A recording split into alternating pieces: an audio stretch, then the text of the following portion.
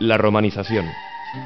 A lo largo de la dominación romana, desde el 218 a.C. al 409 de la era cristiana, los pueblos hispanos van perdiendo sus caracteres diferenciadores para aceptar la organización del Estado romano y asimilar la superioridad cultural de los conquistadores hasta integrarse en el imperio como una de las provincias más activas en el sistema productivo de la República.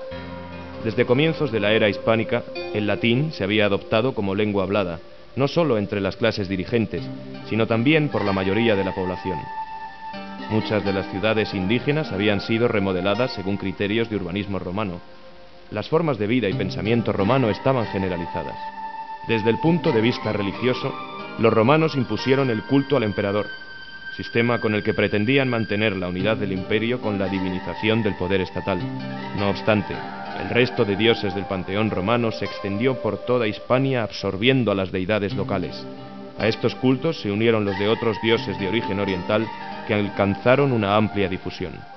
Finalmente, desde mediados del siglo III, el cristianismo se impuso, generalizándose con el Edicto de Milán del año 313. Las regiones que con mayor facilidad se romanizaron fueron la Bética y las tierras del Levante, zonas que desde tiempos antiguos estaban acostumbradas a tratar con los extranjeros colonizadores. En cambio, en el interior, y sobre todo en las comarcas del norte, la penetración fue más lenta. Las ciudades más fuertemente romanizadas fueron Ampurias, Tarragona, Barcelona, Zaragoza y Sagunto en el nordeste, Guadix, Cazlona, centro minero de Almadén, Sevilla, Itálica, Carmona, Cádiz, Córdoba y Málaga en el sur, Mérida y Lisboa en el oeste, y León, Astorga, Lugo y Brácara al noroeste. El primer paso importante de la romanización consistió en la división administrativa y militar según las normas de Roma. Desde el año 197 a.C., para el gobierno del territorio hubo dos pretores, dividiéndose la península en dos provincias: Hispania Citerior, que se extendía por todo el Levante hasta las estribaciones más orientales de Sierra Morena, en la provincia de Almería, e Hispania Ulterior, que comprendía todo el sur de España. El interior todavía estaba insumiso. En el año 27, en tiempos de Augusto, la Ulterior se fraccionó en la Bética y la Lusitania, y la Citerior pasó a llamarse Tarraconense.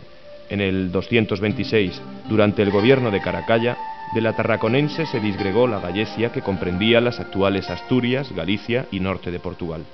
En la reforma general del imperio impulsada por Diocleciano, a Hispania se agregó como nueva provincia el norte de Marruecos, con el nombre de Mauritania Tingitana, y poco después se incorporó la Baleárica.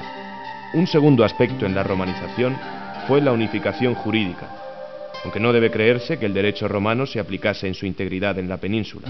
Junto a él se mantuvo el derecho indígena, que regulaba las relaciones jurídicas de los pueblos hispanos, mientras que el derecho romano era un privilegio exclusivo de los ciudadanos romanos.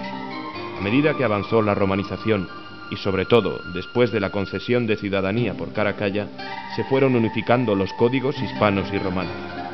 Un tercer factor de romanización, que actuó decisivamente desde los comienzos de la conquista, fue el sistema de vías y calzadas construidas por los romanos para poder desplazarse por todas las tierras conquistadas y asegurar su explotación. La vía augusta comunicaba las tierras orientales, desde los Pirineos hasta Cartagena, adentrándose en el interior hacia el sur por Cástulo hasta Córdoba y Cádiz en la costa atlántica. De esta vía principal salían ramales hacia occidente, siguiendo el valle del Ebro, y desde allí al del Tajo y el Duero, buscando la Lusitania.